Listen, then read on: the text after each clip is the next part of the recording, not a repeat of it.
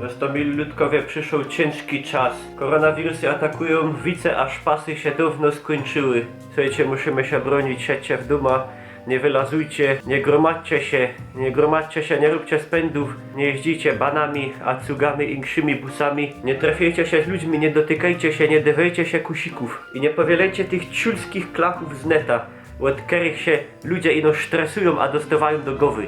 Ostańcie w domu, siedźcie na życi, pijcie, żrejcie, grejcie na komputerze, oglądajcie telewizję.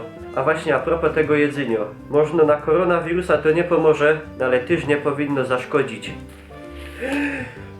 O Jezus. Co potrzebujemy?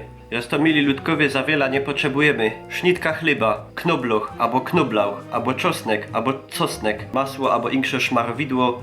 Mnie akurat nie stać na prawdziwe masło. Urywamy taką główkę, łowierą.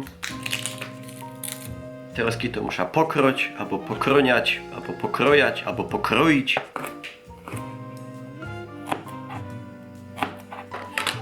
Szmaruje ta sznita, albo pajda, albo kromęczka. Ktoś mu prawdziwe masło, niech się poszmaruje prawdziwym masłem. U mnie aż takiego bogactwa nie ma. Troszkę soli, ino nie za wiele, bo od soli to się w głowie, a nie, to od coli. Jak to gadają, te które jedzą żaby, a insze ślimoki, voila, i się uodparnią.